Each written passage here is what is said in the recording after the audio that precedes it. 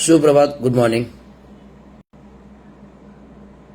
India unlimited in digital news चॅनलमध्ये आपलं सगळ्यांचं स्वागत आहे. सकाळच्या शुभप्रभावी आपल्याला सकाळच्या सामाजिक आणि राजकीय घडामोडींबाबत आपल्या नेहमीच्या पद्धतीनुसार जे काही विश्लेषण आहे ते आपल्या सर्वसामान्य जनतेपर्यंत मांडणं माझं कर्तव्य आहे. हे माझं समाजकार्य आहे आणि समाजाला जागृत करणं हे माझं आद्य कर्तव्य आहे. ज्या संविधानाने लोकशाहीच्या तंत्रप्रणालीमध्ये आपला देश एकसंघ घडला, महाराष्ट्र एकसंघ घडला, स्वतंत्र महाराष्ट्र 1960 साली घडला, गुजरात विभक्त झाला आणि हा स्वतंत्र महाराष्ट्राच्या भूमीसाठी ज्या 105 जणांनी आपल्या आहुती दिल्या, हुतात्मा चौकामध्ये त्यांचं स्मारक आहे. 105 जणांच्या आहुती दिलेले 100 स्मारक आहे आणि त्या स्मारकामध्ये सर्व जे हुतात्मे झाले त्यांची नावे आहेत. आणि आपण 1 मे महाराष्ट्र दिन जो महाराष्ट्र स्वतंत्र झाला, 1 मे महाराष्ट्र दिन तो आपण साजरा करताना या सर्व 105 हुतात्म्या, हे सर्व 105 हुतात्मे आहेत त्यांना आपण अभिवादन करतो. आणि खरोखर हा महाराष्ट्र घडविण्यामध्ये 16व्या शतकातील छत्रपती शिवाजी महाराजांचा जो हातभार आहे, महाराष्ट्र घडविण्यामध्ये हातभार आहे, महाराष्ट्र वाढविण्यामध्ये हातभार आहे. ज्या 18 पगड जाती धर्मांना त्यांनी घेऊन महाराष्ट्र घडविला, ते एक महाराष्ट्राचे शिल्पकार म्हणायला हरकत नाही, वास्तुविशारद म्हणायला हरकत नाही, इंजिनियर्स म्हणायला त्या काळची हरकत नाही. इंजिनियर्सला काय म्हणतात, आपण अभियंता म्हणायला काही हरकत नाही. कारण इंजिनिअरिंग क्षेत्र, स्थापत्य इंजिनिअरिंग क्षेत्र ह्या सर्व विभागात हे सगळे विभाग मोडतात. पण 16व्या शतकामध्ये कुठलेही इंजिनिअरिंग तंत्रप्रणाली नसताना, कुठल्याही प्रकारे स्थापत्य ज्ञान नसताना, कोणतंही संशोधन नसताना, कुठलेही सिमेंट, रेती, खडी या गोष्टी नसताना, त्या काय केवळ दगड आणि चिरा, दगड म्हणजे त्याला दगडापासून चिरा बनवायचे आणि दगडापासून जे गडकिल्ले उभारले, ज्या ज्या डोंगर पाऱ्यांवर उतारले, रायगड असेल, प्रतापगड असेल, राजगड असेल, सिंधुदुर्ग असेल, विजयदुर्ग असेल, जे किल्ले समुद्रामध्ये उभारले, असे असंख्य किल्ले, गडकिल्ले छत्रपती शिवाजी महाराजांनी घडवले, जिथे शत्रू आक्रमण करू शकणार नाही. अशा प्रकारचे कठीण विजयदुर्ग, जलदुर्ग, राजदुर्ग अशा प्रकारचे असंख्य किल्ले त्यांनी घडविले. आणि या किल्ल्यांसाठी आज युनेस्कोने एक वारस म्हणून 12 गडकिल्ल्यांची नावे या युनेस्कोच्या वारसा हक्काच्या यादीमध्ये आलेली आहेत. तो आपला एक प्रकारचा अभिमान आहे. तर अशा या महाराष्ट्रामध्ये महाराष्ट्राचं सौंदर्य, महाराष्ट्राची प्रतिमा मलिन करण्याचा जो काही 2014 पासून BJP RSS सरकार आल्यापासून जे काही चालू आहे, तत्पूर्वी महाराष्ट्र एकदम शांत होता. कुठल्याही प्रकारची अशांत नव्हती. थोडंफार किरकोळ घटना सोडल्या तर कुठल्याही प्रकारचे अशांत महाराष्ट्र नव्हता. जसं 14चं सरकार आलं, केंद्रामध्ये पण 14चं सरकार आलं, BJP RSS मोदीचं सरकार आलं, राज्यामध्ये पण BJP RSSचं सरकार आलं, तसं या मनुवादी विचारामध्ये जातीमध्ये भांडणं लावण्याचा, जातीमध्ये तणाव करण्याचा हा प्रयत्न चालू केला आणि जातीमध्ये विभागणी करून आपापसात भांडणं लावण्याचा प्रयत्न केला, जेणेकरून महाराष्ट्र हा अंतर्गत भांडणाच्या कलहामुळे कमजोर होईल. आणि महाराष्ट्राच्या मायभूमीमध्ये आता जे काही सत्र चालू आहे, अन्याय, अत्याचार, बलात्कार, खून, दरोडे, डकेती, हे कोणामुळे घडते तर परप्रांतातून आलेल्या परप्रांतीयांमुळे. जे उत्तर प्रदेश असेल, बिहार असेल, मध्ये सगळे असंख्य 29 राज्यापैकी 28 राज्यातली लोक एकट्या महाराष्ट्रामध्ये राहायला, वास्तव्याला येत आहेत. अजूनही लोंढे चालू आहेत आणि मुंबईसारख्या ठिकाणी येऊन राहत आहेत. मग तो मुंबई असो, वसई, विरार, पालघर पट्टा असो, अहमदाबाद गुजरातपर्यंत पट्टा असो, की इथे कर्नाटक गोवापर्यंतचा पट्टा असो, की इथे सांगली, सातारा, कोल्हापूर ते इथे पुण्यापर्यंतचा ते पार राजस्थानपर्यंतचा, मध्य प्रदेशचा गुजरात बॉर्डरपर्यंत पट्टा असो, अशा प्रकारे समुद्र सपाटीपासून ते गुजरात अहमदाबादपर्यंत पट्टा, ते एक ते कर्नाटक गोवा बॉर्डरचा पट्टा, अशा प्रकारच्या सर्व पट्ट्याने विभागलेल्या भूभाग क्षेत्रात महाराष्ट्राचा या परप्रांतीयांनी वापलेला आहे. गल्ली नाही म्हणा, की गावखेड नाही म्हणा, की एक रस्ता नाही म्हणा, की डोंगर उतार पाय उतार नाही म्हणा, अशा कुठले ठिकाण नाही की तिथे परप्रांतीयांनी आपलं वास्तव्य केलेलं नाहीये. तर संविधान काय म्हणतं? संविधान काय म्हणतं मी वारंवार लाईव्हवर सांगतो की हिंदी एकमताने राष्ट्रीय भाषा झाले, जे डॉक्टर बाबासाहेब आंबेडकरांनी त्यांच्या पुस्तकात 1955 लिहून ठेवलेलं आहे.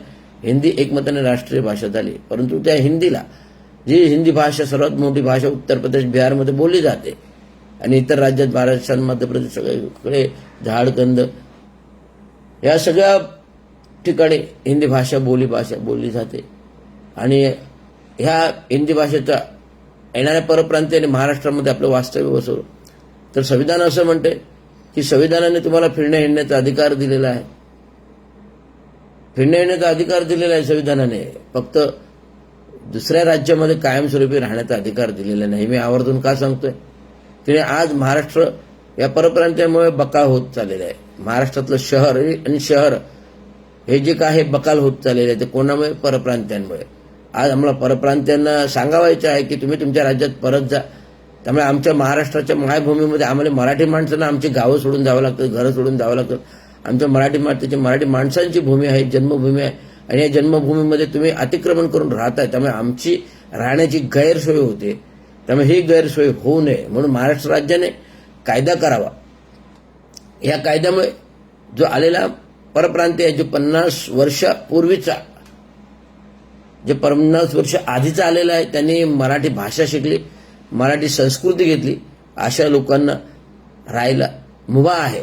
परंतु जे लोक केवळ व्यापार उद्योगासाठी 1950 नंतर महाराष्ट्रात येऊन कायमस्वरूपी स्थायिक झाले, यांना महाराष्ट्रामध्ये कायमस्वरूपी राहण्याचा अधिकार आहे. तुमचे उद्योग घेऊन जा, तुमचे व्यवसाय घेऊन जा, ते आम्हाला महाराष्ट्रामध्ये नकोय.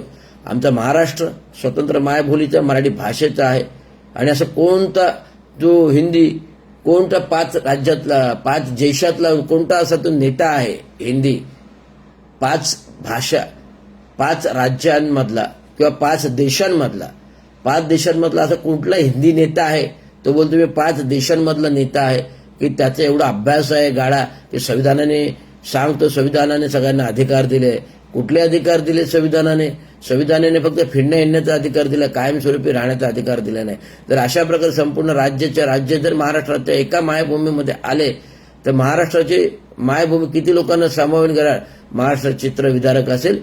त्यामुळे प्रशासनाला नागरी सुविधा देणे कठीण जाईल, प्रशासनाला संपूर्ण कायदा सुव्यवस्था सांभाळणे कठीण जाईल, पोलीस यंत्रणेला कायदा सुव्यवस्था सांभाळणे कठीण जाईल. मी सातत्याने हे परप्रांतीयांसाठी प्रबोधन करतोय की तुम्ही आमचं महाराष्ट्र राज्य सोडून परत महाराष्ट्र राज्याचा आम्हाला कायदा करायला लावू नका. त्यामुळे मी स्वतंत्र भारताचा स्वतंत्र मजूर पक्ष जो 15 ऑगस्ट 1936 साली महामानव विश्वभूषण डॉक्टर बाबासाहेब आंबेडकरांनी स्थापित केला. या पक्षाला डॉक्टर बाबासाहेब आंबेडकरांनी पहिले निवडणूक लढली 1937 मध्ये माणूस या निशाणीवर. तर हेच पक्ष घेऊन हा पक्ष रजिस्टर्ड पक्ष आहे आणि डॉक्टर बाबासाहेब आंबेडकर स्थापित पक्ष आहे. त्याने त्या काही निवडणूक लढली, तोच पक्ष घेऊन महाराष्ट्राच्या भूमीमध्ये महाराष्ट्रातील भ्रष्टाचार कमी करण्यासाठी, त्यासाठी पूर्णतः आधी महानगरपालिका, नगरपालिका, स्वायत्त संस्थांमधील भ्रष्टाचार कमी केला पाहिजे. तो कमी करण्यासाठी मी महाराष्ट्राच्या भूमीमध्ये स्वतंत्र मजूर पक्ष घेऊन येतोय, जो 15 ऑगस्ट 1936 साली स्थापन झाला. त्याची आता घोषणा अधिकृत 15 ऑगस्ट 2025 मध्ये होईल. जो त्याकडे डॉक्टर बाबासाहेब आंबेडकर यांनी 1967 साली पहिली इलेक्शन माणूस या निशाण्यावर लढली होती. त्या मतपत्रिकेमध्ये 3री निशाणी माणूस आहे. त्यामुळे आता मजूर कामगार पक्षची निशाणी मी एक माणूस, शेतकरी मजूर माणूस घेऊन येत आहे. आणि या प्लॅटफॉर्म जो आहे हा तरुण युवा पिढीसाठी आहे. तरुण युवा पिढीने राजकारणात यावा, तेच चेहरे, तेच नगरसेवक, तेच आमदार, तेच खासदार, तेच चेहरे बघून हा जनतेला वीट आला आणि तेच नेते टक्केवारीने गब्बर होत आहेत, भ्रष्टाचाराने गब्बर होत आहेत. आज एक मच्छीची टेबल पुसणारा कोळी लोकांचा माणूस आज महाराष्ट्राचा मुख्यमंत्री होतो आणि गडगंज प्रॉपर्टी 50% लुटमारी करतो. संपूर्ण नवीन इमारती तोडून त्याचे टेंडर्स काढतो, टेंडरचे टक्केवारी करतो. आपलेच ठेकेदार, आपलेच कॉन्ट्रॅक्टर, आपले.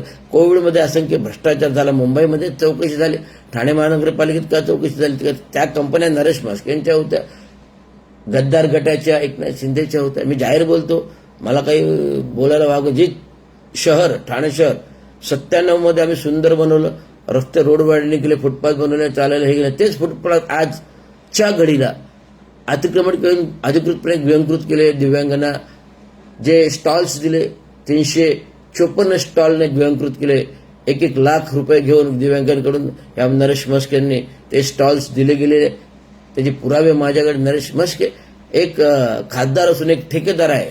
त्याचा साठी धुण्याचा ठेका आहे, त्याचं टेंडर महानगरपालिकेमध्ये आहे. त्यामुळे अशा माणसाची खासदारकी रद्द झाली पाहिजे. आणि असा माणूस खोटे नाटे कारस्थाने कुडमाडे करतो. या माणसामुळे मला सस्पेंड व्हावं लागले.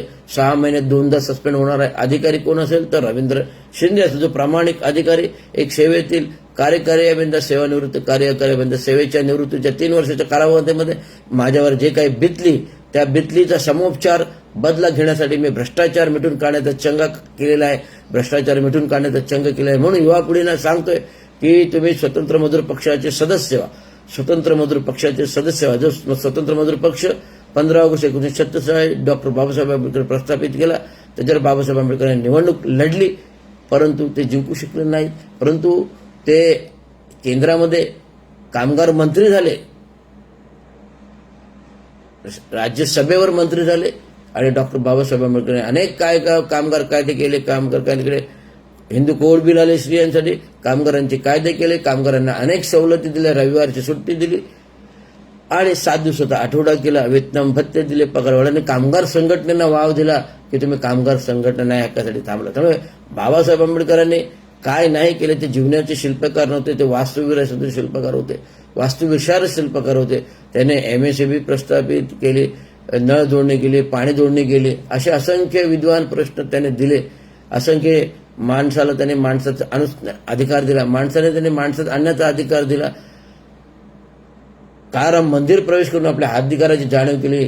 14 तळ्याचे पाणी चाखून सत्याग्रह करून आपल्या हक्काची जाणीव केली. अशा त्या डॉक्टर बाबासाहेब आंबेडकरांचा पक्ष रविराज रवींद्र चांगो शिंदे हे ठाणे महानगरपालिकेपासून सुरुवात करत आहे. भ्रष्टाचाराचा बिमोड तरच महाराष्ट्राचा वाचेल.